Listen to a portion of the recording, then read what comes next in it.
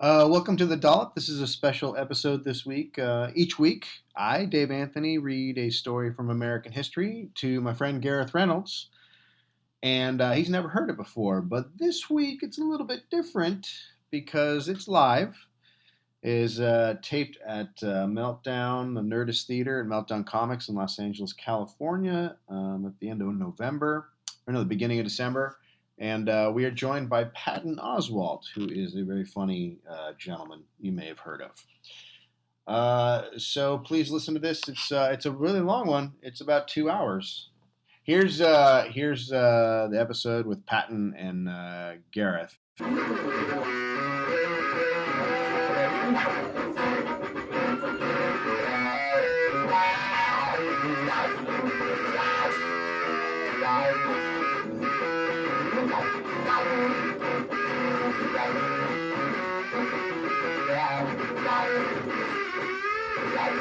Ladies and gentlemen and rubes of all ages, welcome to the live Dollop at Meltdown. Here's your hosts, Dave Anthony and Gary Reynolds.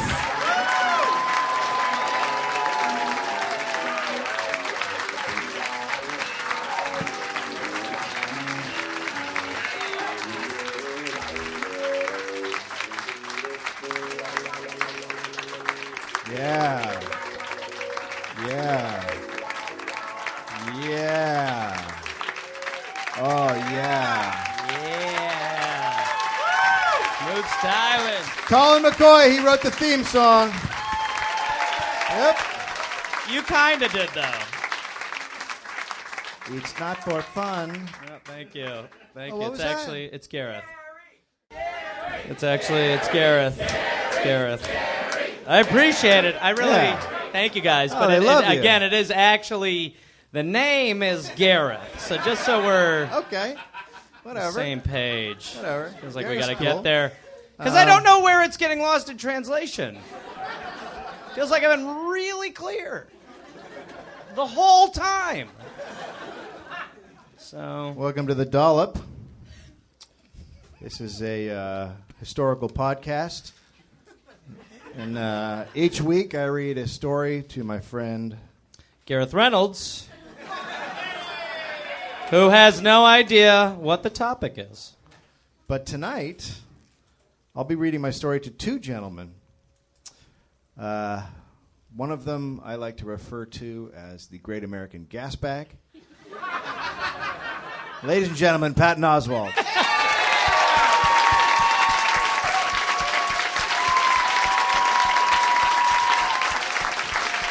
Yeah, girl. There you are, girl. Yeah. All right.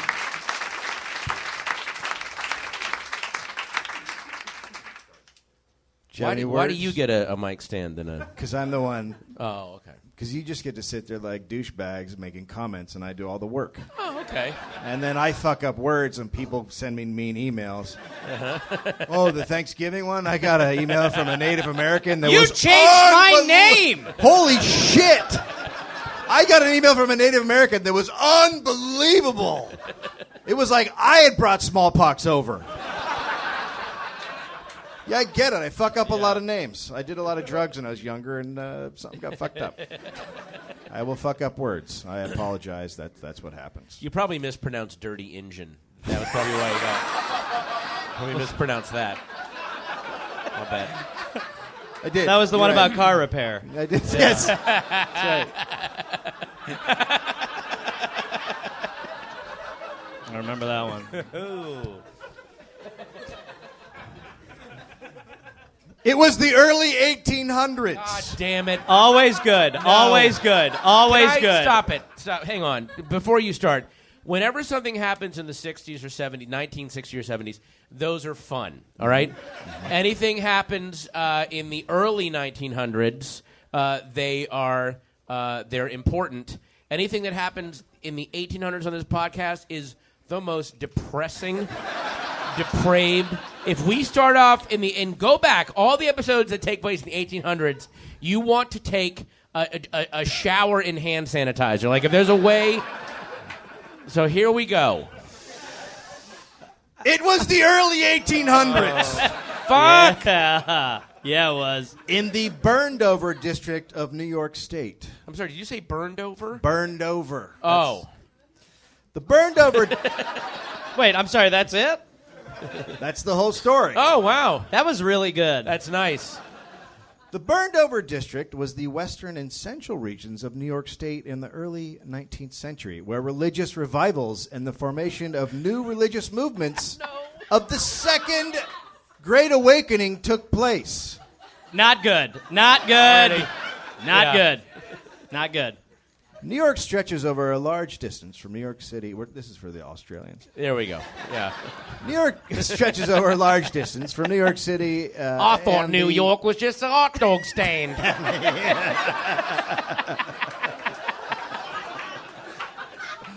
So we're talking about the part of the state that butts up against Lake Erie. It's over there on the west. It's a very large state. Mm-hmm.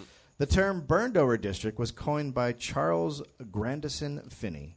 He believed the area had been so heavily evangelized that it had no more fuel left over to burn. The fuel being the unconverted and the burn being the converted. Holy shit. Can I That just is say- not good. Yeah, and also can I say a nickname shouldn't involve a one-paragraph asterisk to explain the nickname. There's my old friend Two Sheds. Now he got that name because he originally lived. All right, dude. If it's not evident, don't give that. As It a nickname. actually is a 10-year tale about two crazy sheds. Sit down. It's to shorten his name. Sit down.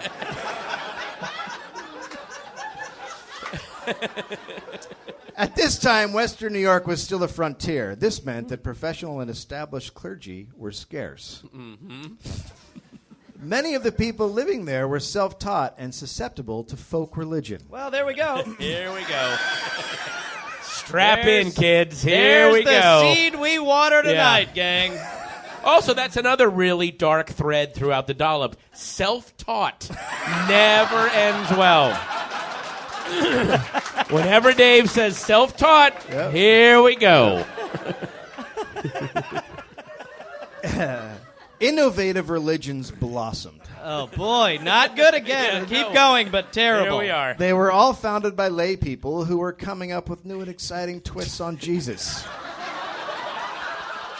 New and exciting twists on Jesus. He was made of rainbows. Have you heard of Dolphin Jesus? Sit down. The Oneida group was located there. That's the cult. For those of you who didn't see the live one that we did at LA Podfest, it's up on YouTube. The Oneida group is part of that. That's the cult that young Charles Gattu, who shot one of our presidents, very sadly, and then he died over a period of months.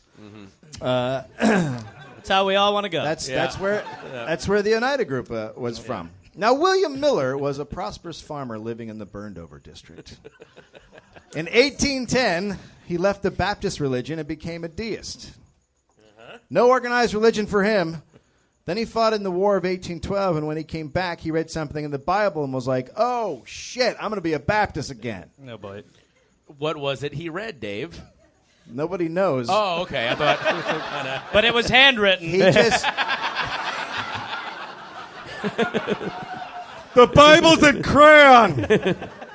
Look, Jesus said my name here, Bill Miller. Hey, Bill Miller. He's got those cartoon bubble talk things. Yeah. Speaking right to me. At this point, all of his deist friends started bugging him, making him justify his new change of faith. So William Miller began to look at the Bible very closely. Okay. Oh, good. And he also, having been educated, he knew math. Was it self-taught math? Yeah, was it? Yeah. 2 + 2 is whatever I want. By the way, knowing math in the early 1800s America, you're basically Gandalf. I mean, like, Right this that's way, how it's sir. done. Right Yeah. this way to the math table. Hey, dude, that guy, that Bill Miller guy, he took the number 3, and then he took the number 2, and there was fucking 5. I don't know what. What the fuck? I swear to God, Get him! it's fucking 5. I'm trying to have him bring my stillborn baby back to life. He made 5 out of a 3 and a 2. He's a wizard. William Miller came up with his own ideas about religion, and he based his belief on Daniel 8:14. Unto 2,300 days, then shall the sanctuary be cleansed. Boom. Yep. Okay. Naturally, he assumed the cleansing was a great fire when Christ returned. Then he used what he called day-year principle. This interpreted a day in prophecy to be a calendar year instead of the usual 24-hour period as was commonly believed. So he stretched a day into a year. All shit Math. he's making up on the fly. Self-taught math. Self-taught math. It's math. That's not good, though. That is not good. What I've heard so far, not good. Boy. Then he decided that the 2,300-day period started in 457 B.C., when the king of Persia decided that Jerusalem should be rebuilt. It all makes sense. Sure. Yeah, I feel like it's going to be approaching the day he lives in. It's simple math.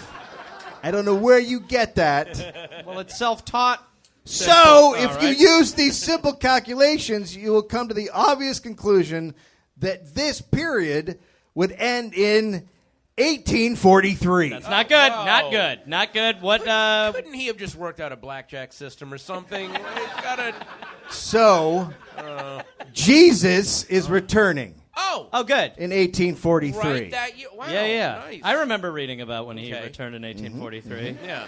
And it makes sense that Bill Miller would figure that out. Hey.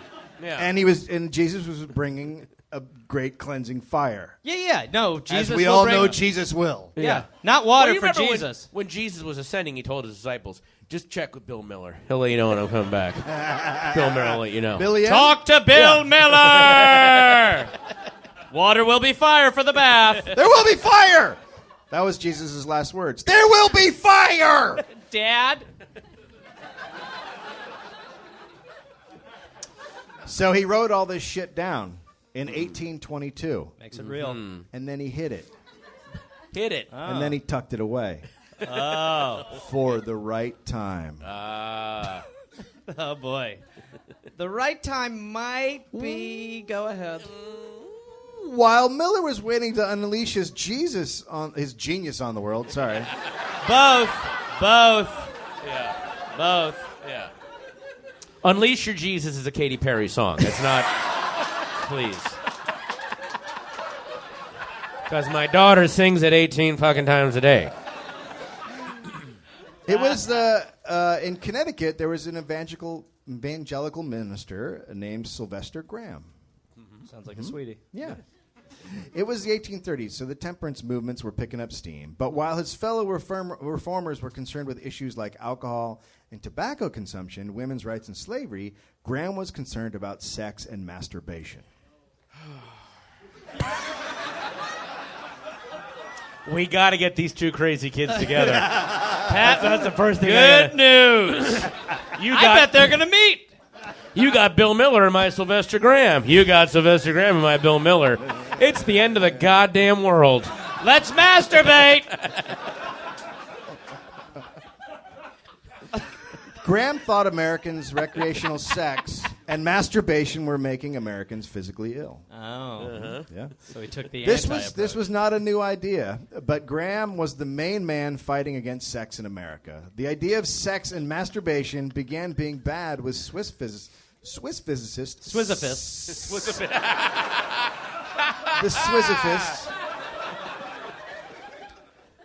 Simon Tissot in 1760. That was when he published. Is that where we get General Tussauds chicken from? Yes. Okay.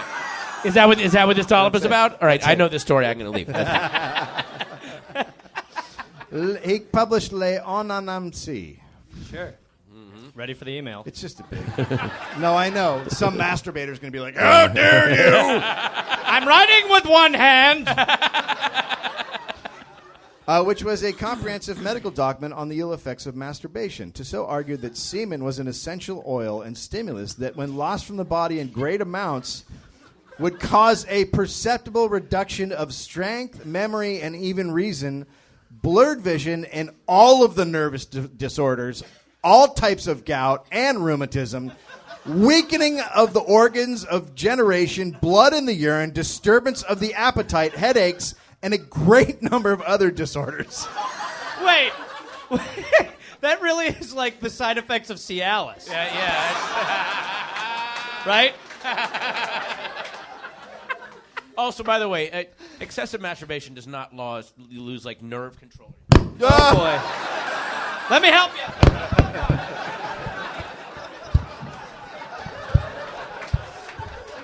Sorry, I wanted to... Sorry. Wow. What the? These guys.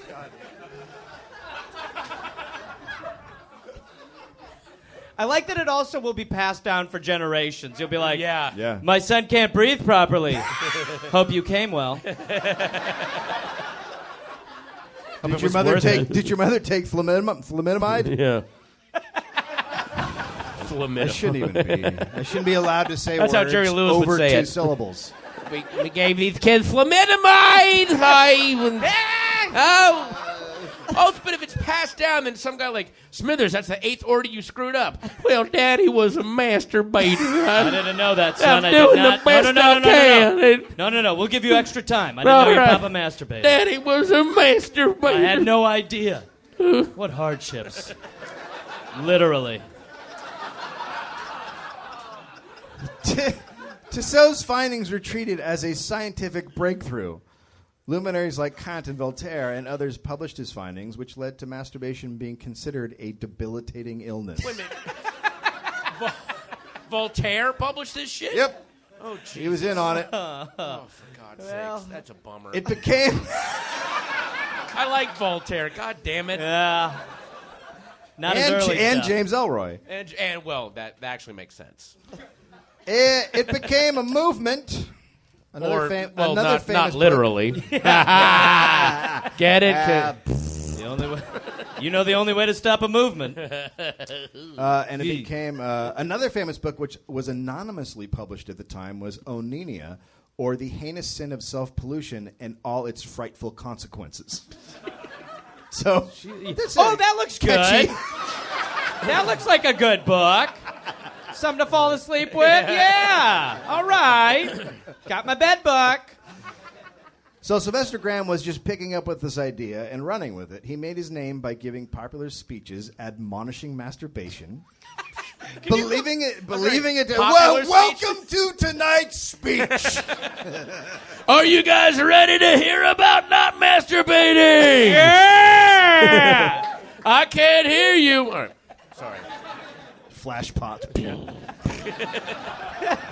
You wanted Put your dick away! I would love to see a non-masturbation speech. Just be like, well, I'm out. You want this seat? He believed masturbation would inflame the brain more than natural arousal and therefore result in insanity. Back then, masturbation was referred to as self-abuse, and many women were said to have fainted during his speeches about jerking off. So he was like the Tom Jones. Yeah, of yeah, exactly America like Tom jerking Jones. off. As I slowly stroked it. I did not tickle my balls, ma'am! I want you to not want to masturbate. Live at Budokan. Welcome to No Bait. Graham considered sex more than once a month to be pathological. This might also have been because he had 17 brothers and sisters, meaning his parents never, ever stopped fucking. No. I mean, literally never stopped. And in that time, fucking. everyone was like in the same room and houses, and it was not another one! Shut up! I don't want to sin. Oh, Graham, I'm coming in your mommy! Get my sex rag. I'm done. Woo! Oh, Sylvester, get that sex rag in here. Wipe your mom off. Woo! By the way, this is my boy, Sex Rag. How are you, son? How you doing, son? Wipe daddy. Wipe daddy. Wipe daddy off. Graham encouraged people to take control of their health by repressing their carnal urges. Obviously, people's sexual urges were stimulated by a diet of flavorful, fatty, and meaty dishes. In Graham's view, the correlation between sex and health was simple. The more immoral the activity, the more bodily harm was done. Quote, pimples are a livid cue. Wow. Come out upon the forehead and about the nose, and sometimes over the whole face. And even ulcerous sores, in some cases, break out upon the head, breast, back, and thighs, and these sometimes enlarge to permanent fistulas of a cancerous character and continue, perhaps for years, to discharge great quantities of fetid, loathsome pus, and not unfrequently terminate in death.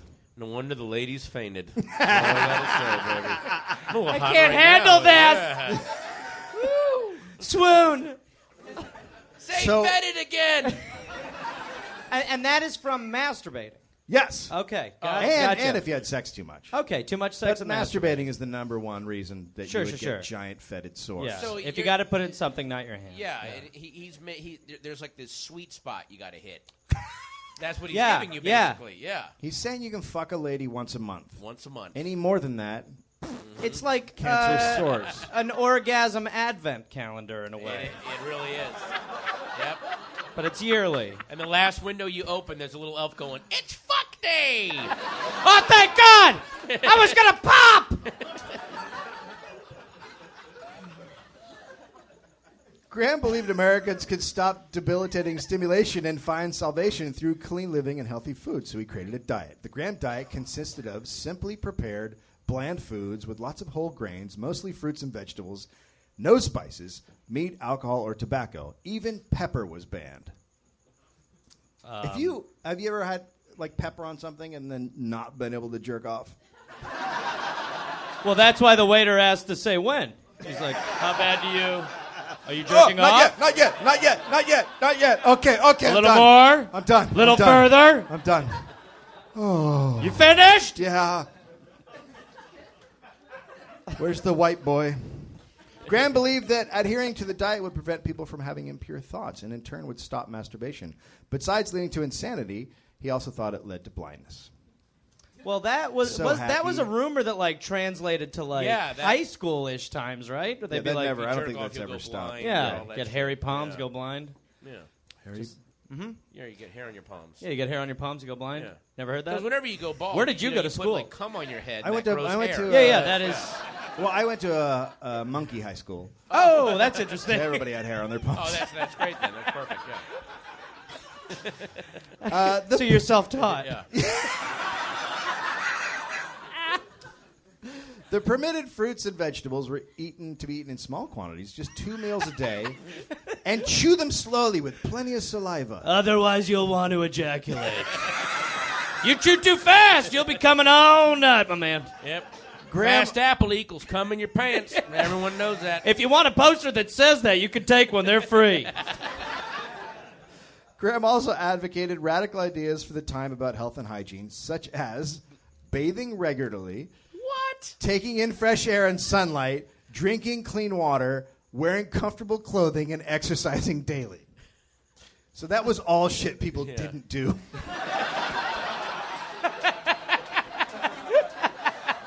So we could just stop them from masturbating. These unwashed people in uncomfortable clothing, not breathing any air, we'll be on the moon by 1850. Man comes on moon. Finally. We get these smelly farmer apes to stop jerking off. We have a maglev system. Thousands began to follow Graham's diet, and they were given the name Grahamites. Spurred on by people concerned about a cholera epidemic that swept through New York in 1832. People testified about his diet's life-changing effects, from recovery of physical and mental ailments, from nervousness and despondency to dizziness and severe headaches. So he was, by having people eat better and breathe air and take a fucking bath, they were like, "Oh, I don't feel like a fucking piece of shit. Oh, that's because you're bathing, you animal. It's a real either or.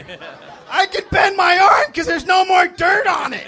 That's right, but don't bend it for naughtiness. I took soap and I cleansed the possum babies out of my ass crack, and now I don't have dengue fever. It's weird.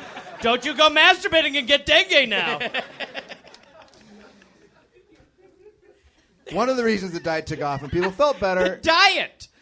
The diet. The diet took off. No, you said diet, but it's shocking that this is called a diet. Yeah, it's the called diet. common sense, really. Yeah, basically, yeah. It's because people ate like shit at the time. Right, Complete shit. Meals were jam-packed with grease and meat products. British astronomer Francis Bailey wrote in his diary that his landlord at a Virginia inn served a breakfast of beefsteaks, sausage, stewed veal, fried hams, eggs, coffee, and tea. I will say, have you seen the morning Taco Bell menu? With a hash brown, I think we have it. I think that's actually something you can get at Denny's right now. Yeah. The all-meat plate! And eggs. Well, that was gluten-free, everything that you read. Yep. I'm just Yeah, saying it's so- gluten-free. It's totally gluten-free. His next diary entry noted simply, I've died. whilst at I just died. the From place, breakfast. we buried our landlord. Wait, what? He did die. The landlord died. While he was there, he died. Because he was taking veal suppositories every morning. Good morning. Whoop. That's tiny cow up my ass. Things got much worse as you headed away from the East Coast and into the frontier. It became all about pork. Sliced, chopped, or torn from the bodies of hogs, most often salted so that it would keep, fried pork was served up in thick chunks for breakfast, lunch, and dinner. Pork wasn't just the other white meat, it was the only white meat. And the only thing on the table for most Americans. One adventurer, sniffing the breeze to discover the essence of the brave new land, came to the conclusion that everything tastes and smells of hog's grease. That's why no Jewish gunfighters. Like, why would I move to Laredo? Screw this. I'm not doing it. Stay in New York, have a nice chicken, some kreplach. I can't get a good matzo ball out here at the frontier. Crazy. I can't duel tomorrow. I can't. I won't. I've had nothing to eat. There's nothing to eat here. I won't do it. I won't. People, therefore, suffered incessantly from arteriosclerosis, heart disease, and dyspepsia. Everyone back then was moaning and clutching at their stomachs. 19th century America. Imagine living in a world where you walk up morning. Ah, fuck! How's your wife? Oh, she's got the diarrhea. She does. So does my wife and me. I got meat cramps. Meat cramps. Meat cramps. 4 and oh fuck! 7 down. I'll take over, Mr. Oh shit! It's so. John Wilkes Booth's like, Mr. Ooh, ah, fuck! It's Shit! and yet it's hilariously not far off from like Mississippi today. Oh yeah, exactly. Yeah. Mississippi, we're bringing that back. We're the original hipsters, man. We started the grunt greeting. How are you? Ow! 19th century America suffered from one huge, bloated, gaseous, painful, enormous belly ache, defined in the mid-17th century as difficulty of digestion or fermentation in the stomach or guts. Dyspepsia was the disease of the Steel Age. All classes and all ages suffer from its attacks, noted the 1830 edition of Encyclopedia Americana. Dyspepsia was so much a part of the American lifestyle, one compiler of cookbooks referred to it as Americanitis. Shut the fuck up. Why did that ever go anywhere? How is there not a restaurant called Americanitis? How you doing? I'm from America. You know, you didn't have to tell me where you were from. I heard you farting off the plane. I could tell. What are you doing, only pork? Yeah! I'm on the pork diet. I'm from America. I know. We know, yeah. No, you're leaving a trail The as you national walk. anthem should just be like just one long fart and then a groan. That should be and all rise. Play ball! All right. Here we go. Pork. Get your pork here. Fresh, hot pork. Diapers. Americanitis diapers. A visit to a store was described like this.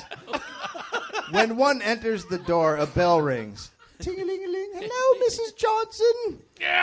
Which calls the attendant from the barn. The barn. Because that's where the store guy is, out in the barn. I'm just picking up pig shit. He plunges his unwashed hands A good start There you go. to any statement. Yeah. into the pork or pickle barrel. Ah. Cuts cheese or butter, often drawing kerosene and molasses, and wiping the overflow on his coat sleeve. What? The Just maple. masturbate. The maple.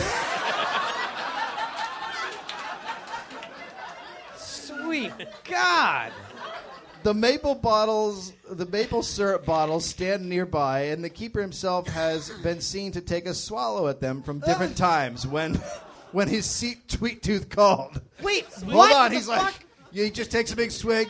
You want a hit, or you go? Someone's gonna buy that. So, Hold on, my hands in my ass. shopping for groceries Was a death sentence. was. You walked in a door and a man covered in pork had maybe drink syrup. I've been up to my elbows in pork engines all day. It's time for a sweet treat. I just earned myself a sweet treat. I was in the pork belly for 15 minutes. I'll have a sweet treat. You want a sweet treat? You see, my doctor told me I have to go on a little bit of a diet, so I'm drinking more syrup. Yeah. You get it. I'm doing a syrup and pickle juice cleanse. Anyway, what piece of pork do you want out of this barrel? Or do you want to try your luck with the pork barrel? Or you can lick my apron. An apron licks a salty nickel.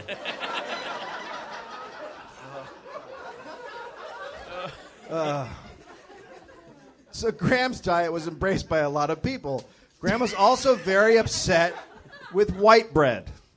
Sure. His main target was white flour. Stripped of its healthful germ, Graham saw white flour as a poor substitute for whole wheat. It did not give the teeth or the stomach a proper workout, and it led to a lazy colon. He wrote in the treatise on bread and bread making, My Bible. Yeah. That's my favorite Michael Bay film. That's his best So- adaptation of art. Treatise on bread making. It's pretty amazing. It's really good. It's great. Graham accused commercial bakers of not only refining their flour into a sinful extreme, but also growing their grain on debauched and exhausted soil, artificially stimulated with animal manure. Bakers were furious.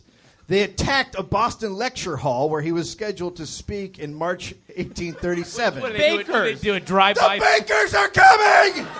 They do like a drive-by flowering or something. Like, Throw flour at him! Now roll yourselves out. Wait, what did we do? Go, go, go! Graham barely avoided being physically assaulted in the confrontation. His reputation took another pounding. Bakers! And we've got milkmen in tow, in case you were wondering.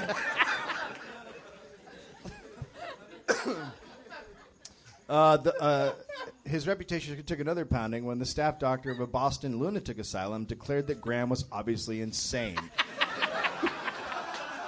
Well, that hurts. yeah. Doesn't help things. By the way, that's how bad America was. The anti-masturbation lunatic was right about every fucking other thing. That's the world. This is the twilight zone that Americans were living in at the time. They had to call off one lecture because they thought it would lead to a riot of bakers. A baker riot? There's bread everywhere! These cakes aren't rising! His ideas on diet and hygiene were largely ridiculed. Ralph Waldo Emerson called him good. the prophet of bran and pumpkins. Boom. Which Yeah. would easily Take get him that. to be the Starbucks CEO. That's right, yeah. That's a rap diss if I ever heard one. Yo, man, this is a prophet of Brandon Bumpkin. Oh, shit! Oh, shit! No, he didn't. But Graham's followers still grew in numbers. Graham was not the first to espouse many of these ideas, but he singularly made health a moral crusade. Some saw him as a visionary. During the 1830s, many American Puritans took up the diet. At one point, it was strictly imposed on students of Oberlin College by David Campbell. During the period in which it was enforced, some rebellious students ate off campus. Whoa, all right. Take that system. They're like the walking. Delta House of Oberlin, man. Come on, Bluto, let's go get some salt pork. Hey, Larry, you want to get some white bread? Yeah. Little syrup shake. That crazy fraternity where they're eating white bread. These guys are rebels. At one point, a professor was fired for refusing to stop bringing his own pepper. Okay, so Wow. What did I tell you, Professor O'Donoghue? I don't remember. No more pepper, sir! Oh, right. All right, not here. Wait, what? You're fired! For what? Pepper! Bullshit! Gonna fucking masturbate! Not the bakers! Graham's system of living even inspired the establishment of several male-only boarding houses where Grahamite meals were served and Graham's precise sleeping, exercise, and bathing regimes were strictly enforced. It's just So that was the least masturbating place on earth. It's fun to stay at the Grahamite Hotel. Fun to stay at the Grahamite Hotel. You can hang out with guys who do not masturbate. You can eat lots of fruits and grains. Sorry.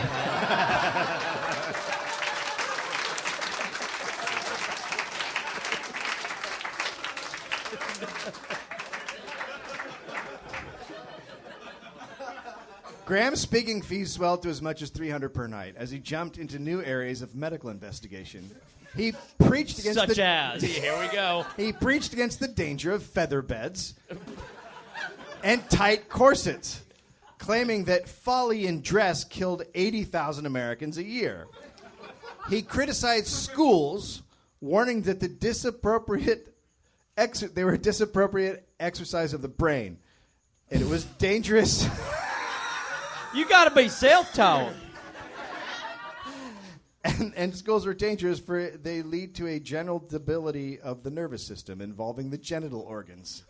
Oh, there we are back to the Jennies, so that's good. Well, if you go to school, you're Yeah, you don't want to learn too much or your Yeah. penis will fall off. Yeah. I've always said that. I'm on record. I ain't sending my son to some school to get his dick fucked up. Goddamn books. They'll probably slam his dick in the book. That's what Graham's talking about. His friend went to school. You know what happened? He got no balls or dick. They're both gone. I don't know where they went. He cracked a book. His dick fell right off. Brought his own pepper, too. You're going to read yourself into being a eunuch.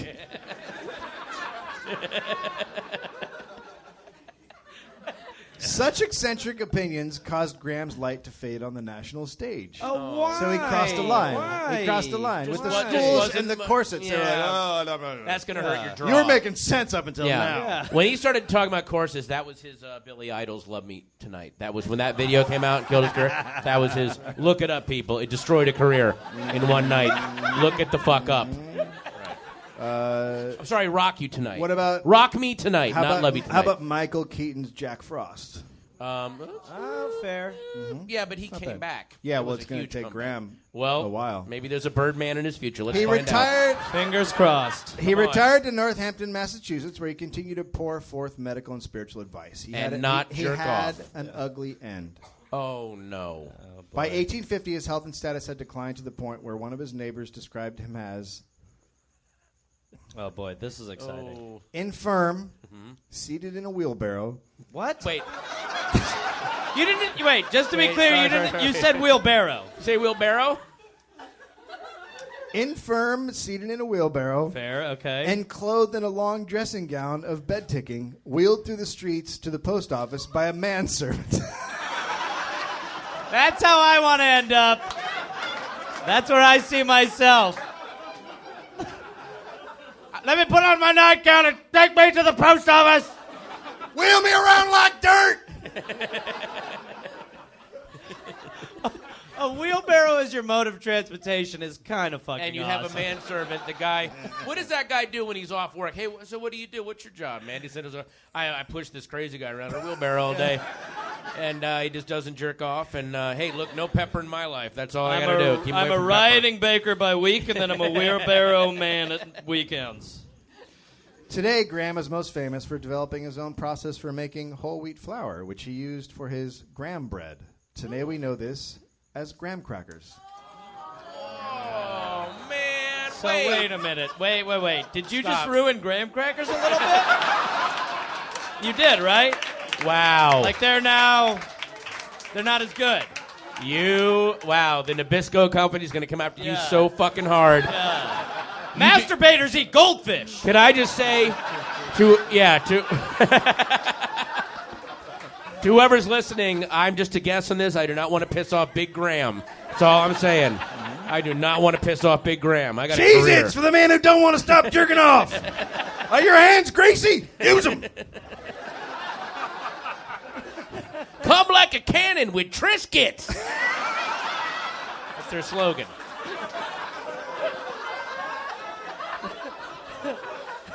That's why they got those quadrants, right?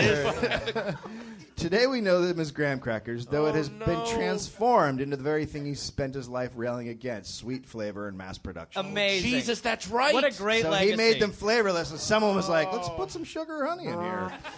Fuck that guy. Oh, they taste good. Hey, you know what I've always- And then the jerk- I've always loved maple syrup. Maybe we pour a little of that on there you go. and have a wackadoo. You know what would be good on this vegan salad? Bacon bits. Bingo. Add some bacon bits. No one will know. Now, back to William Miller. Oh, okay. In 1831, in the town of Dresden, William Miller decided it was time to reveal his Bible math theory, that Jesus was about to return. Isn't it great that you almost forget about the Bible math theory Yeah. and as knee-deep as we are in this? And he read it at a lecture there, and people's minds were blown. He then wrote 16 articles for the Vermont Telegraph, and everyone was in. Uh-oh. I began to be flooded with letters of inquiry respecting my views, and visitors flocked to converse with me on the subject. He became overwhelmed with requests from people to travel and give speeches about his awesome new Bible End Days math. So he wrote a book. Oh, boy. Mm-hmm.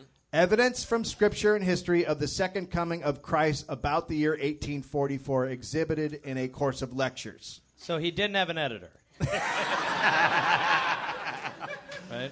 By the year 1840, it was Or on. Super Fudge. That was the other title. Or Super Fudge. Fudgerama, Super Yeah. By the year 1840, it was on. Millerism had gone from a local wacko idea to a national campaign. It was driven by periodical literature.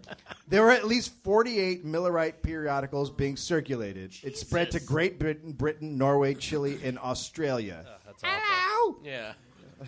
I'm sorry, what was that? That's It a was shout-out to Australian. Australia? Straight up Australian That seems to be accent. your accent for every country, by the way. I'm just saying. No, I'll do one for Hey, Great Dave, it Britain. was also happening in Chile. Oh, see, that's no. And you said you had a Great Britain? Yeah. Okay. And Norway. Hello, Governor! Oh, yeah. And then one more time Australia, just Yeah. to make sure we got it. Hello! Yeah, Okay, there we well, go. that's very, very How are subtle. you? Okay, no more Australian. Yeah, that's okay. Now, everyone wanted an exact date because, you know, he was doing math. Come on, man. Sure, I mean, at this point. Miller guy. would not give one. Oh. I've got it narrowed down to the year. But I he like did how not. that's not good enough. He narrowed it down to a time frame sometime in the Jewish year beginning in the Gregorian year of 1843. Quote, my principles in brief are that Jesus Christ will come again to this earth, cleanse, purify, and take possession of the same with all the saints sometime between March 21st 1843, and March 21st, 1844. Boom. It's pretty good. Got a year. You got a year window. Post it on your calendar. Yeah. So people start selling their houses and going up to the woods and getting ready for the end times. And then the smart people are like, this is a really cheap house. Okay. I can live here for sure.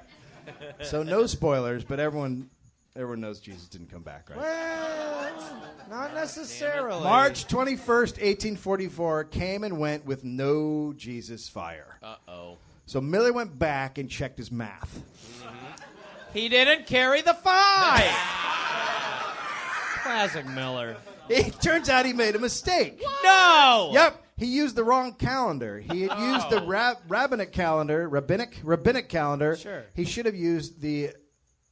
That says karate. That's got to be a. No, the karate calendar. That's got to be it. It's got to be an autocorrect. But the karate Jewish calendar.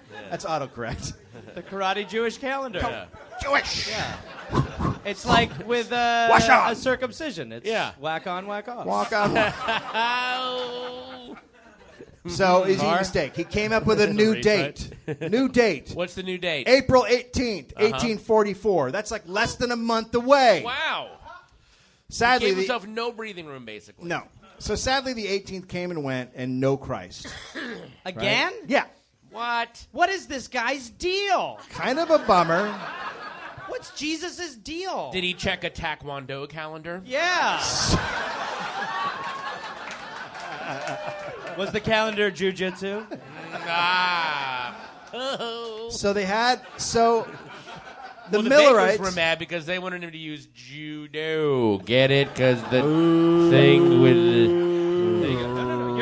You're up, Patton. You're up, Patton. You're up. There you are. You're up. Hello. You're up, baby. You're back. So the Millerites had a big meeting in August of 1844.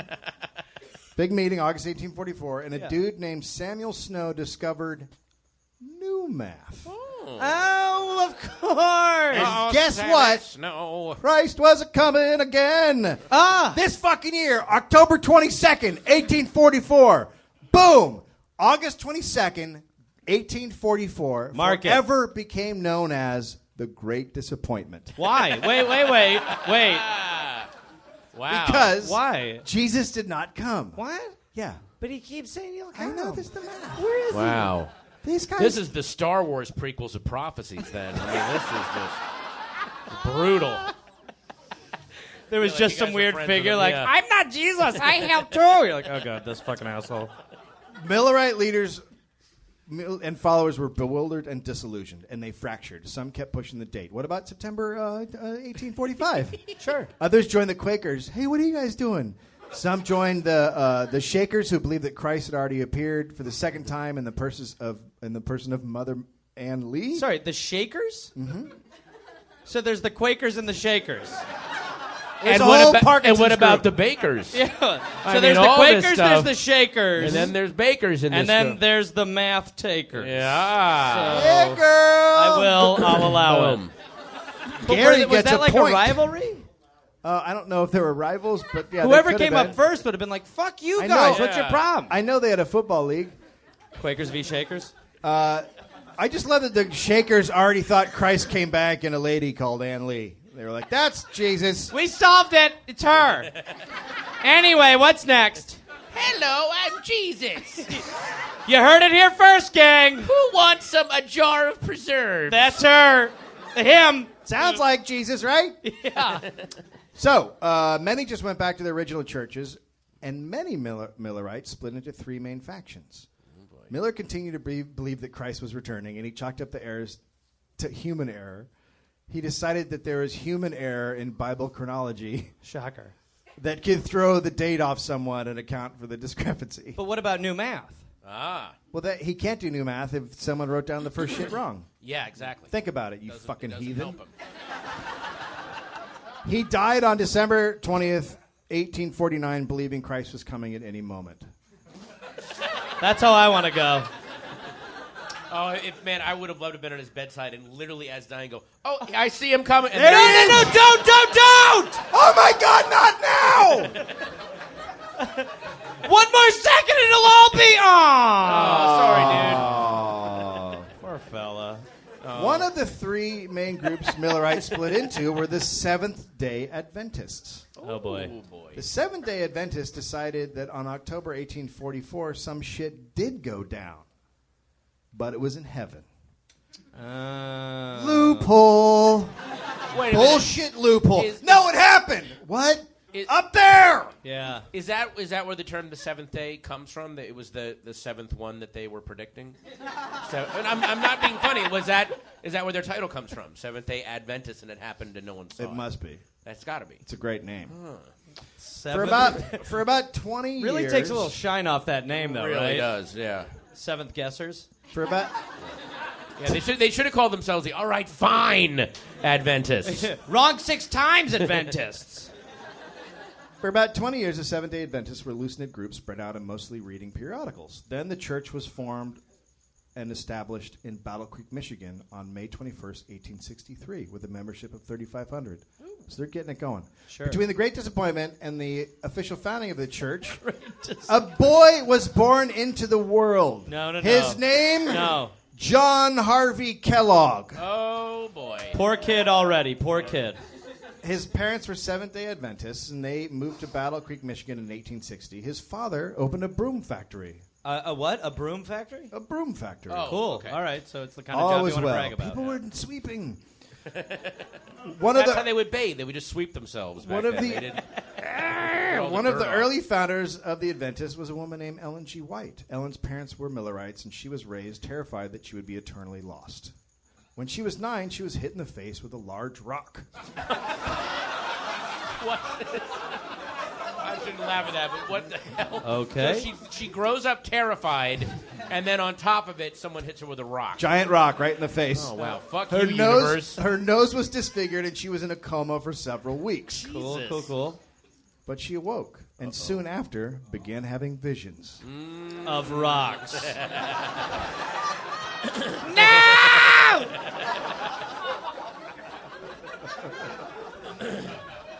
Many neurologists think her early injury may have caused partial complex seizures and hallucinations, which led her to believe that she had visions of God. Nevertheless, the Adventists took Ellen's visions as real. She had thousands of visions, all of which fit nicely into the Adventist beliefs. So wait, because a urologist. Neurologist. Oh, I thought you said a urologist. That say changes. urologist? That changes everything. Did I That say changes, neurologist? I did changes say everything for me. urologist. Changes my whole point's different. No, now. I'm saying that neurologists looking back on it think that. But I also don't think there were urologists back then. Well, in my head, urologists were doing everything But at there that were, point. like Graham was the kind Yeah. of doctor that they had. They didn't have a guy that was like, No. let's check your urine. Well, that's why I thought the urologist being like, yeah, no, she's fine. I checked her head. She's all set. I drank some of her piss. She's good to go. So she began having visions of angels blaring the call of a perfect diet. That way. On June 6, 1873, an angel told her to eat 2 meals a day, mostly of graham bread, fruit, and vegetables. Shut the fuck To be avoided was salt, lard, spices, coffee, tea, tobacco.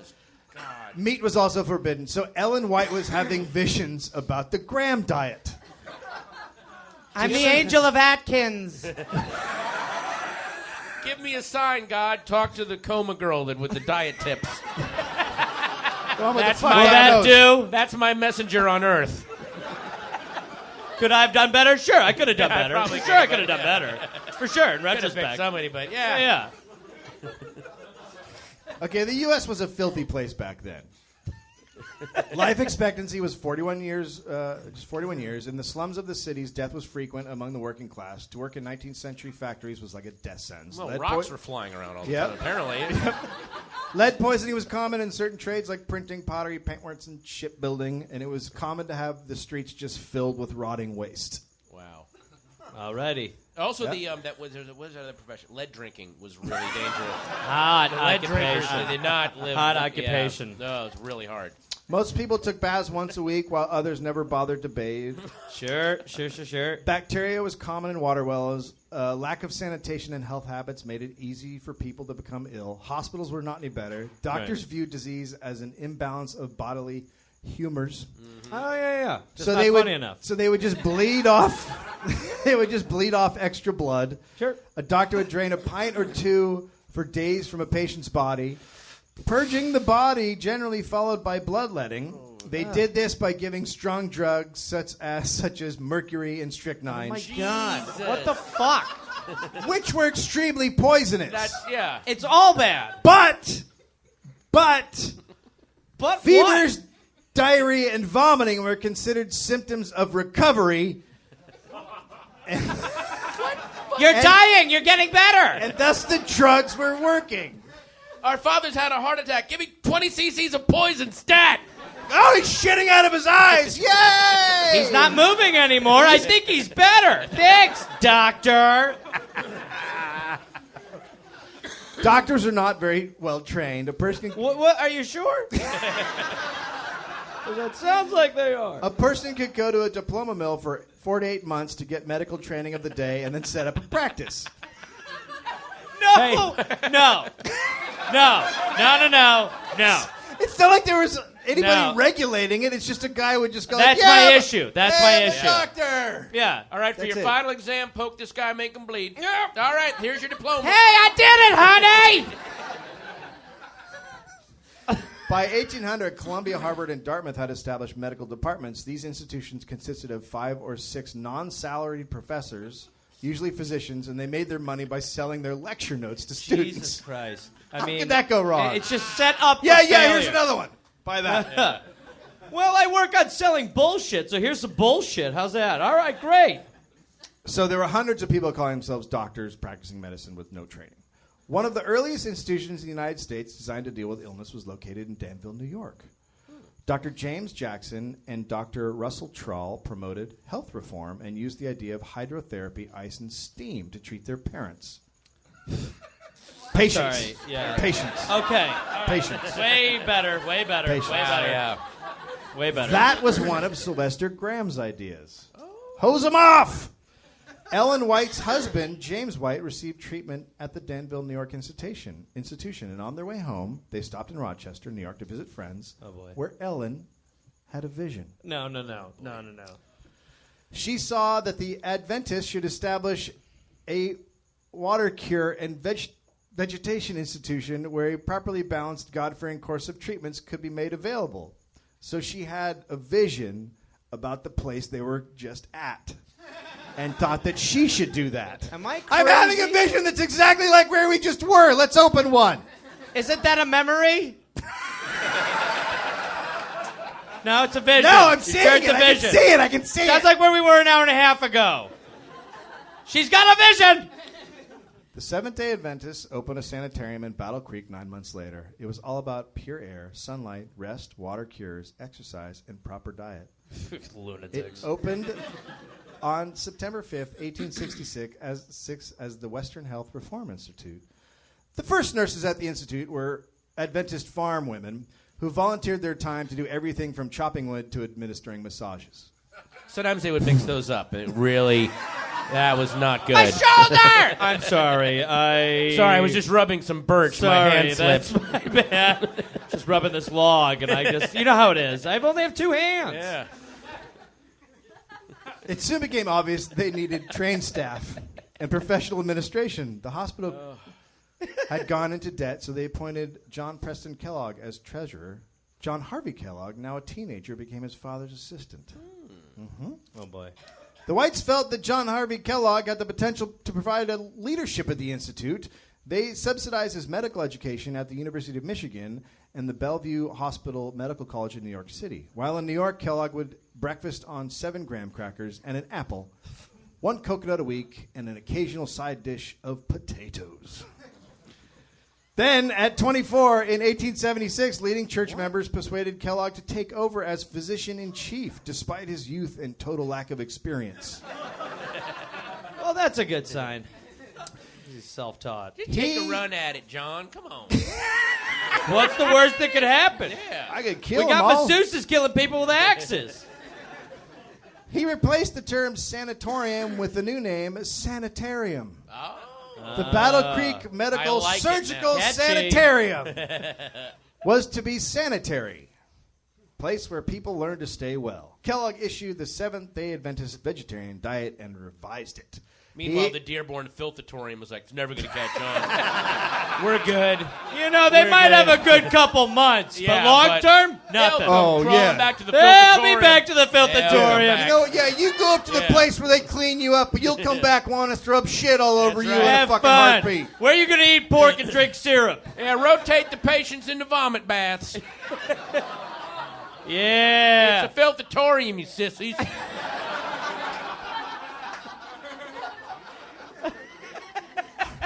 You knew what you signed up for.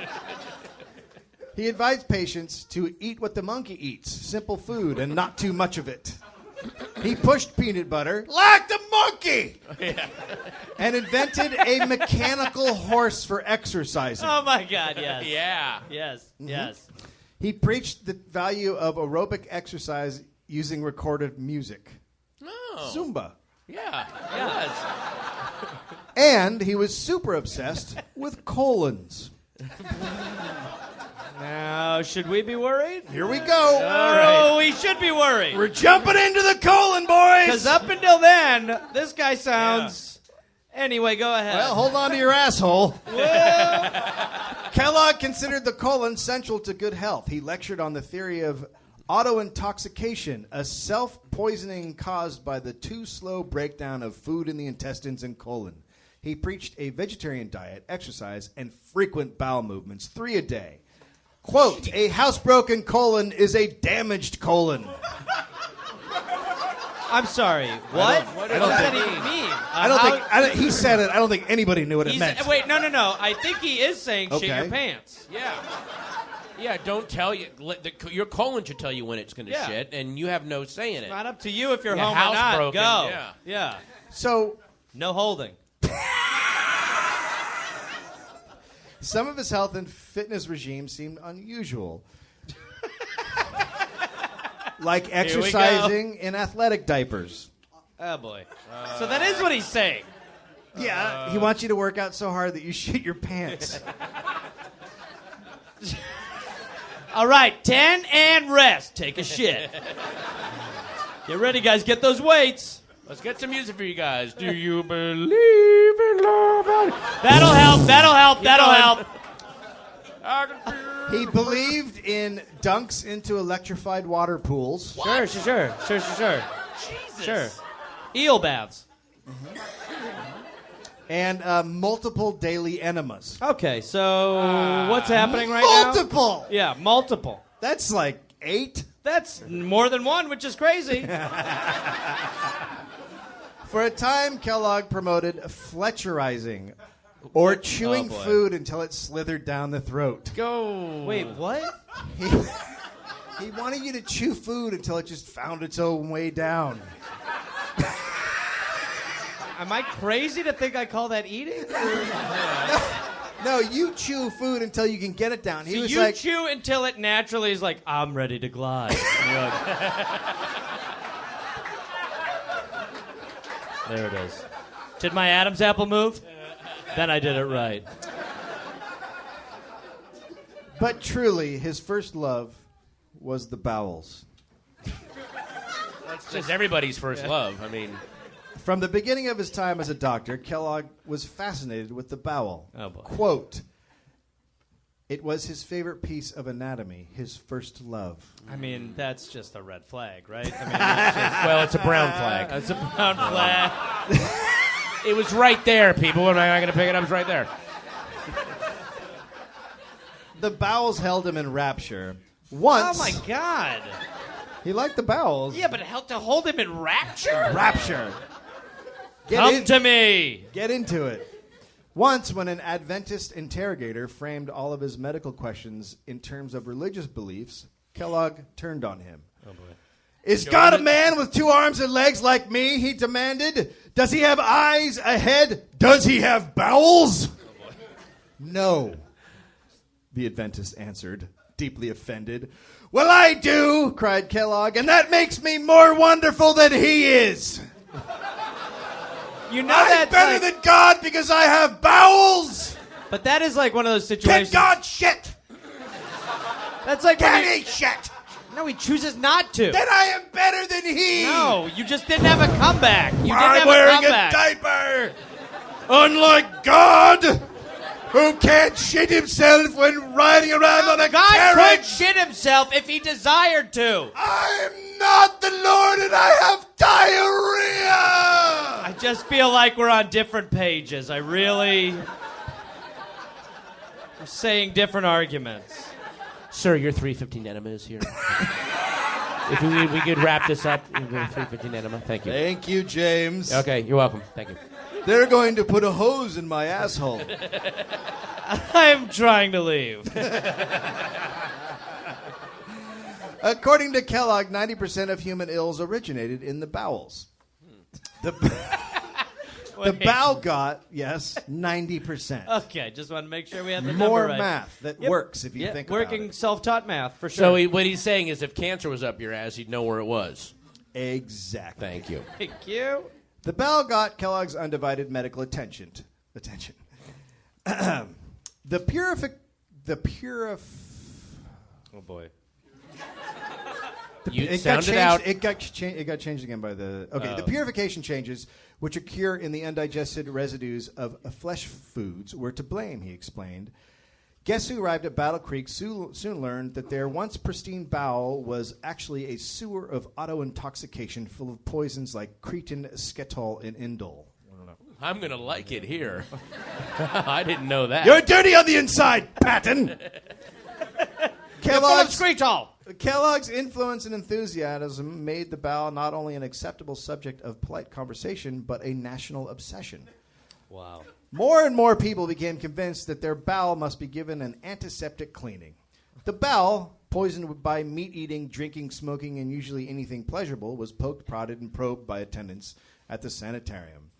And the list of people coming was the who's of the U.S. Oh, boy. These included Otto Baron Henry Ford. Wow. Retailers J.C. Penney and S.S. Krieger. It's me, J.C. Penney. Have a look. How's my asshole? Actress Sarah Bernhardt, explorer William Byrd, inventor Thomas Edison, industrialist Harvey Firestone, President William Howard Taft. Holy, Taft's ass? Yep. You had to go into Taft's ass. Into Taft's ass. You were like, there's bats! William! That's when they built the first submarine, by the way. That's a whole other dollop. But The hunt for red polyp. And Amelia Earhart. Oh, and talk show host Larry King. I can't believe I'm here either. Well, it's my 50th birthday. I thought I'd come by and have you poke my colon. Coming up next on Tonight Show, Amelia Earhart, Henry Ford, and Martin Landau. On the next Larry King Dead. Kellogg made sure that the bowel of each and every patient was plied with water. His favorite device was an enema machine that could run 15 gallons of water through a bowel in a matter of seconds. What the fuck? What the actual fuck? What the actual fucking fuck? 15 gallons? I'm sorry. Whoosh! How do you feel? Like I just fell in Six Flags! What the fuck? I think Amelia Earhart crashed her plane on purpose. She's like, fuck this. If this is the world I'm in, I'm going down in the goddamn ocean. Not putting another kiddie pool up my asshole. She saw the water. She was like, no more water! I've had enough! Fall! After the water enema, a patient was given a pint of yogurt, half of which was eaten, and the other half was taken through the anus. God! Oh, boy. Boy. Thus, quote, thus planting the protective germs where they are most needed and may render most effective service. Nice. He's the Willy Wonka of colons. Come with me, and you'll see a world of pure irrigation. Come with me. Jesus Christ.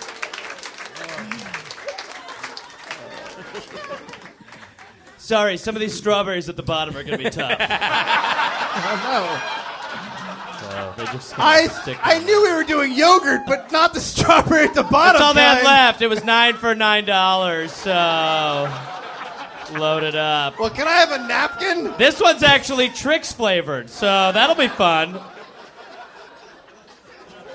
damn it.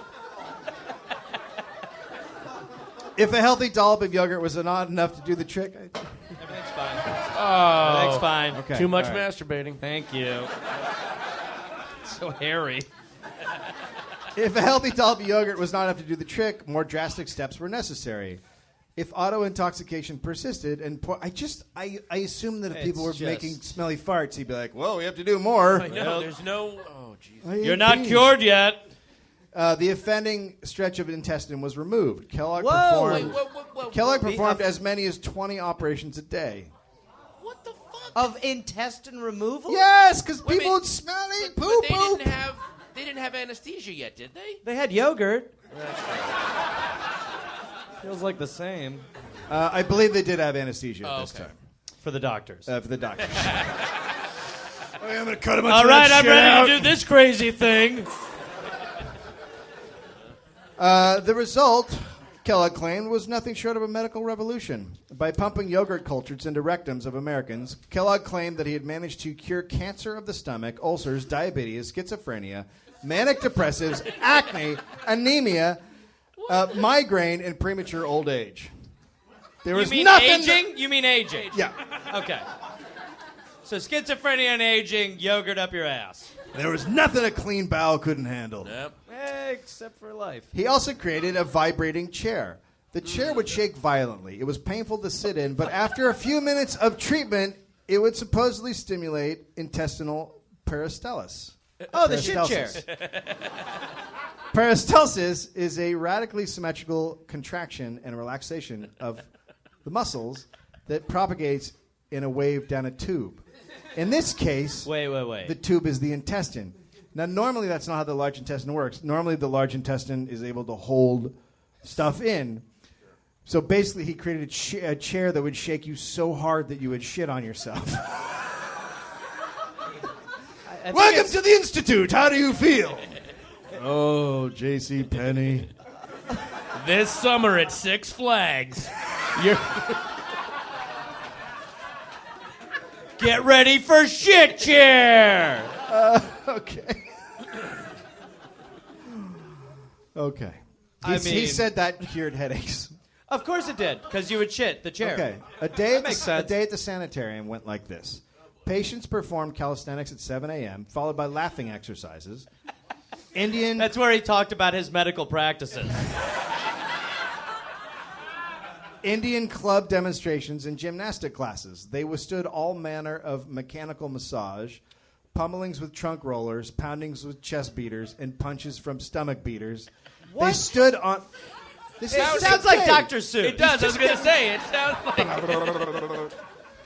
They stood on vibrating platforms to stimulate their inner organs, galloped on mechanical horses, or sat on Kellogg's patented vibrating chair. They bathed endlessly inside and out with salt baths, steam baths, hot water baths, cold water baths, showers, douches, fermentations, and a high-powered enema. Good night. And then Tuesday. Kellogg received an enema from an orderly every morning after breakfast. Oh, that In the order- cafeteria in front of everybody, just to let them know. Welcome to the Institute. Now, Being- pork and syrup's going to be flying, gang. Now, being a Seventh-day Adventist, Kellogg was one of the most ardent anti-masturbators in the United States of America. He was down on sex in general, thinking it was detrimental to physical, emotional, and spiritual well-being. He actually abstained from sex himself, never consummating his marriage over 4 decades. Oh, because he was shitting his pants. Who wants to consummate that? Can you finger me? John, Not John. until after the chair.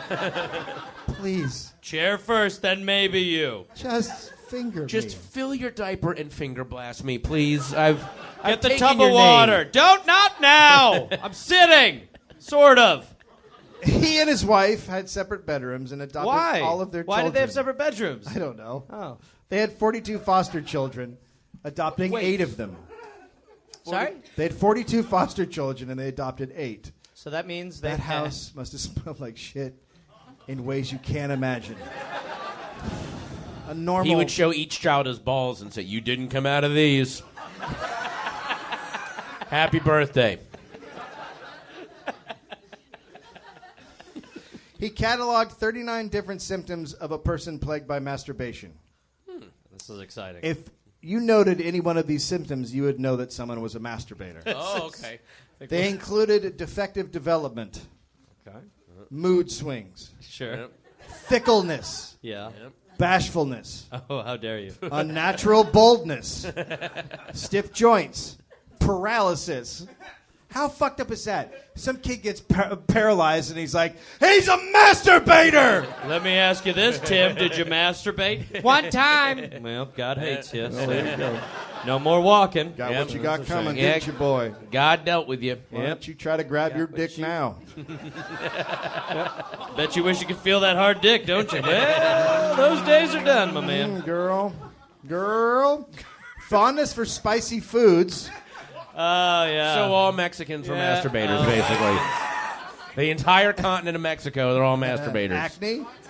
Acne, sure. Oh, did I say continent? Country. God damn it, I'm sorry. All right. Jesus It's all right. Christ. You're an American. You're Yeah, my that's friend. true. I'm American. Easily frightened. Oh, yeah. Oh, somebody's been whacking it. Round shoulders. I mean, honestly. If you were born with like a hunchback, you'd be like, look at the jerk-off boy. Jerking off in the womb. So Palpitations. sweating was masturbating. Sleeplessness. Sure, not being able to sleep, you jerk off too much. Untrustworthiness. Well, you lied to me, you masturbator. Paleness.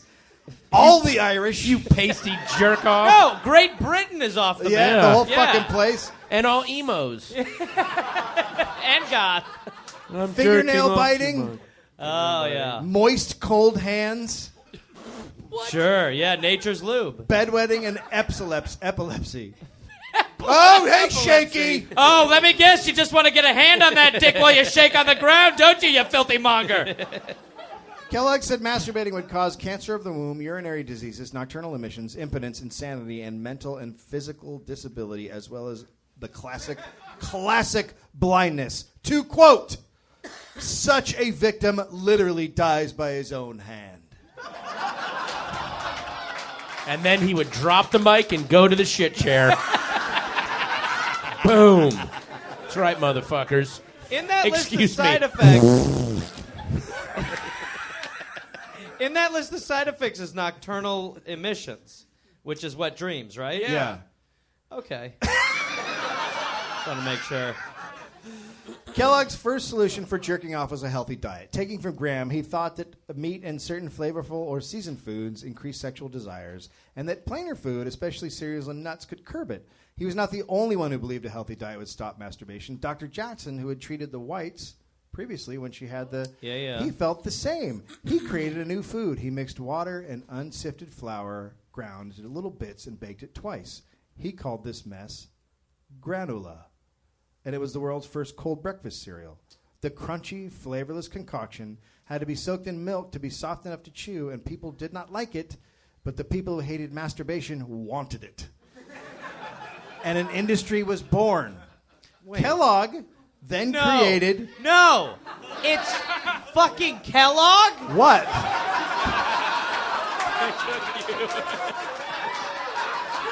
Shut the fuck up. Shut the fuck up. Tony the fucking Tiger's in cahoots. Snap, crackle, fucking pop. Oh, my God. You guys saw it live. Yeah. I see it every week across the table. It's the same thing every week. Takes him that long. Holy shit. Wow. Oh, my God. That's amazing. Kellogg then created the world's second cold breakfast cereal and also named it Granula. And Jackson was like, hey, that was my name. Oh. Then I made my stuff. And Kellogg was like, yeah, okay. And then Jackson took him to court, and Kellogg renamed it Granola. Oh, Kellogg. But alas, the diet did not always stop masturbation, so other means were necessary. Kellogg Here offered. comes Captain Crunch. You know, life on the ship can get pretty lonely. Don't fondle your crunch berries. Just run the real flag up the pole. Kellogg offered parents guidance for dealing with their son's self-exploration in a section of his book titled "Treatment for Self-Abuse and Its Effects." One idea was to tie a child's hands to his bedpost at night. I'll see you later, Dave. Thanks. Thank you, buddy. Thank you, bud. Don't you feel better? Don't make mommy get the shit chair. And then there was circumcision. The foreskin was blamed as a major problem. First, it supposedly reduced the secretions that would get inflamed around the foreskin and thus stop young boys itching their penises, which would lead to jerking off. A public school sex education manual at the time says keeping kids from scratching their dong is the only way to keep them out of the insane asylum. Quote, a remedy which is almost always successful in small boys is circumcision. The operation should be performed by a surgeon without administering an anesthetic, as the brief pain attending the operation will have a salutary effect upon the mind, especially if it be connected with the idea of punishment. Whoa. So What? hurt the dick so they never touch it. Right. The idea is you cut off that happy part of the cock without any anesthesia, and then the kid is like, whenever My he thinks cock of his hurts dick. all the time. I'm never going to touch that again! Now try some Frosted Flakes. People actually took up this idea, but they mostly went with anesthesia. Neonatal circumcision. Quitters. Pussies. Pussy and quitters. I want my kid's dick not to hurt. Neonatal circumcision then crept into the American delivery rooms in the 1870s and 80s because of the claim that, later in life, it would prevent irritation that would cause the boy to become a masturbator. Up until this time, most non-Jewish American boys were not circumcised, and today circumcision in the U.S. is common. I'm circumcised, you should know it, and it's because of some crazy fucking asshole. But Dave, you did stop masturbating. That is true. You haven't ever masturbated. Were you eating Are yogurt? you talking about since 10 this morning? Yeah. Did you say 10 this morning or 10 years old? It's this morning. All right, How much activity is up your ass right now? Astivia. If parents didn't want to, ready? If parents didn't want to lop off part of their child's penis without numbing it first, Kellogg recommended the application of one or more silver sutures in such a way as to prevent the erection. What the fuck? Are you serious? The foreskin is drawn forward over the glands, and the needle to which the wire is attached is passed through one side to the other. After drawing the wire through, the ends are twisted together. No! It's a penis! It's like a sardine can. And you cut it off and you just tie the penis closed. Wait. Now it's impossible to get erect. Or piss. Yeah, But or it's not piss. impossible to get erect because your dick's still going to and tear through it like a fucking Hulk. Breaking out of a cage. You can't hold a penis in Matter of fucking time tight. until that dick's flipping tanks on the street. I keep thinking about how you couldn't pee. You could not piss. How could you piss through that? I mean, it would just be like, hey, it's a fun little sprinkler for the kids to run through. Parents were assured that sewing their son's penis into its foreskin acts as the most powerful means of overcoming the disposition to resort to the practice of masturbation. God damn it. But he wasn't just interested in stopping boys from self-love. Oh, good. He had an idea for the girls. Oh, good. No. That's right, ladies. It's your turn. Hang on to your pussies. He advised the application of carbolic acid to the clitorises God damn it. of little girls to teach them not to touch themselves. It takes a lot to want the penis trap.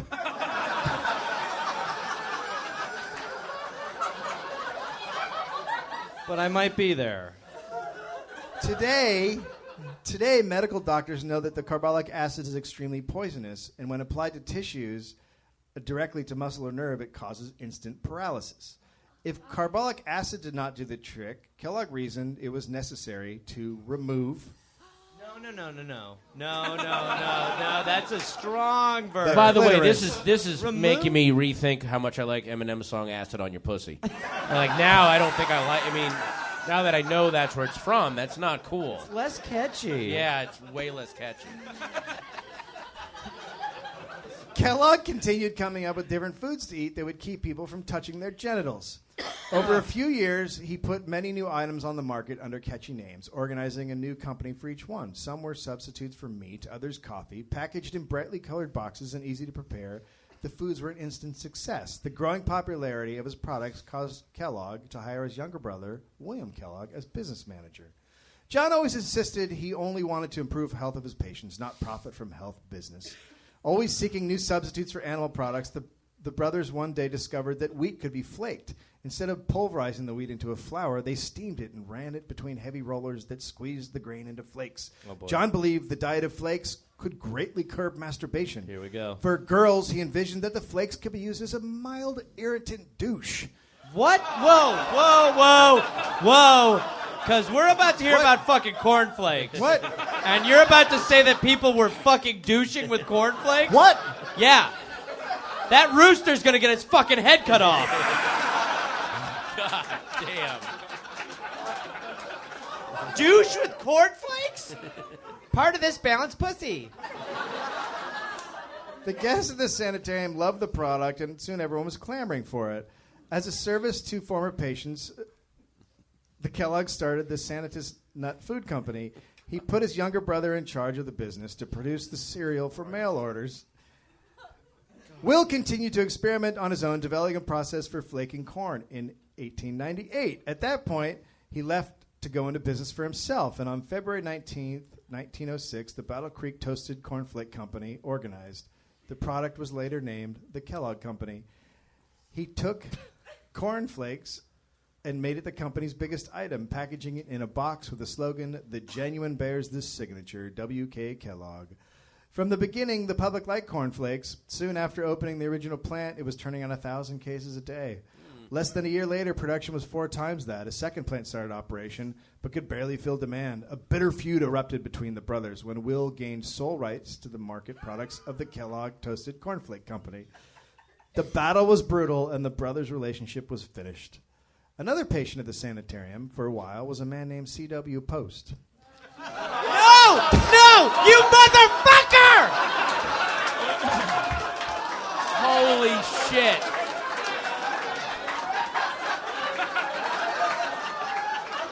I mean, this is fucking... Are you fucking me? Are you kidding me, Dave? I mean, are you seriously... How the fuck does nobody know this shit? I think some people do. Post was an inventor, a salesman, and a manufacturer of agricultural machinery. He had a nervous breakdown in 1885. I'm sure. Did he see like green clovers, yellow stars? But like, was that what he was? Red balloons! After his breakdown, he moved to Texas and became involved in a real estate development project on 200 acres he owned in Fort Wayne. The stress of that led to another mental breakdown in 1991, and he decided to check out the idea of cure through diet and ended up at Battle Creek. Hopefully exercising. Cereal flakes. That's what he did. He went cuckoo. Cuckoo for cocoa. Sorry, yeah. Yeah. Cuckoo for cocoa people. He decided to check out the idea of cure through diet and ended up at Battle Creek, hopefully exercising while wearing diapers and having yogurt pumped up his asshole. Sure. The beginning of every great man's story, by the way. That's what I think when I think of Saturday morning cartoons. That's called the... man in a diaper getting yogurt ass. That's called the Hero's Journey Act 1. Put on your diaper. Hey, how long have you been at the sanitarium? About 2 weeks. I'm starting to think that the reason we're wearing diapers and shitting so much is because we're getting yogurt put up our asshole. Probably going to need to report you to the doctor, because... Nope, not here. Excuse me, shit chair's free. Alarm. Oh, shit chair's free! chair's free. Move! Out of my way! Turn it to rocket blast! I'm Henry Ford! I'm President William Howard Taft! and I decree that I'm a legal monster. Oh, God. Let me tell you something. You're new here, but don't get on the vibrating chair after Taft. Woo! Taft is out. They can't clean it. Woo! After being To the bathtub. I just left a Taft and a half in the shit chair. That's all I'm saying. A Taft and a half. Woo! After being cured of his mental issues, he remained in Battle Creek and created the cereal Post Toasties. Oh, what the fuck? He heavily marketed Post Toasties until his product nearly rivaled Kellogg Corn Flakes. He then created the mighty anti-masturbatory Grape Nuts. Now,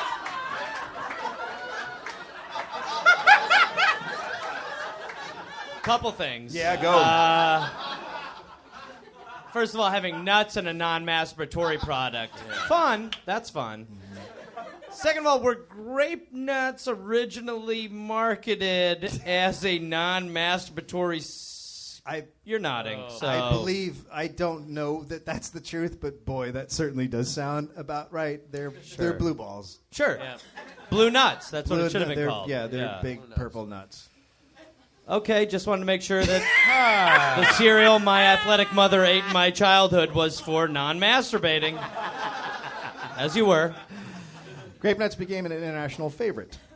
The Post and Kellogg companies were on the same side of Battle Creek and competed bitterly.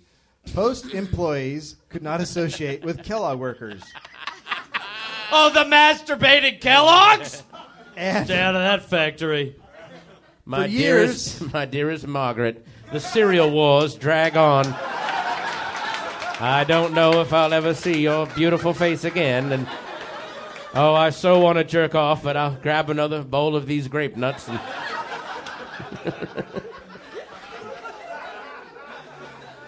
I'll tell you, I'm eating a lot of fucking grape nuts right now in battle. Really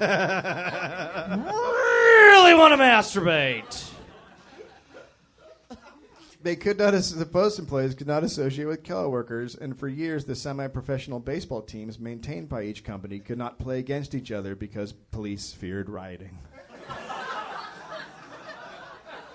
You cornflake son of a bitch! They just feared like a riot where everyone ejaculated in the middle of a melee. Punch me so I can come! Post claimed grape nuts cured many ailments, including appendicitis. He was sued by a magazine that did not believe his claim. After Post stopped making claims about the healing powers of grape nuts. Then, to really drive the point home, he suffered from appendicitis and eventually shot himself due to the pain.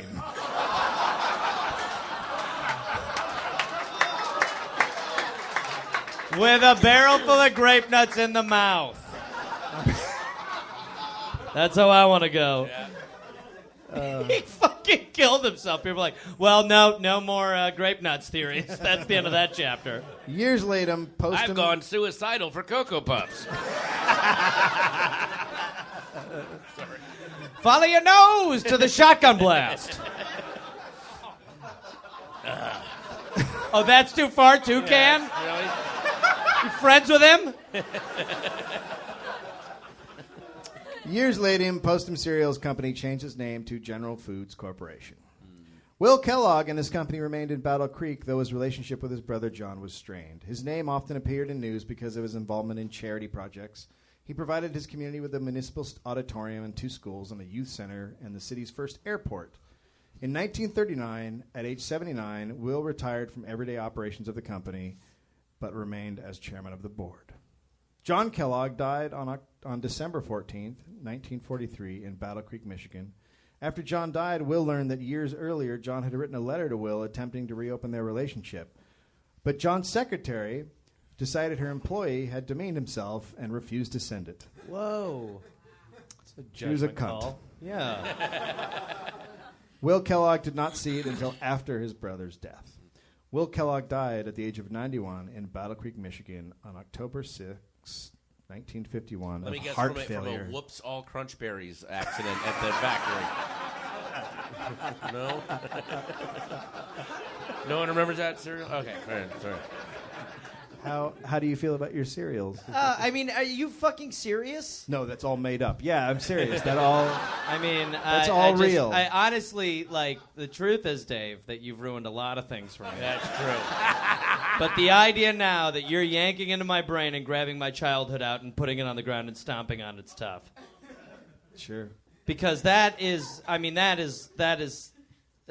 what growing up Saturday cartoons were cereal made from Kellogg's.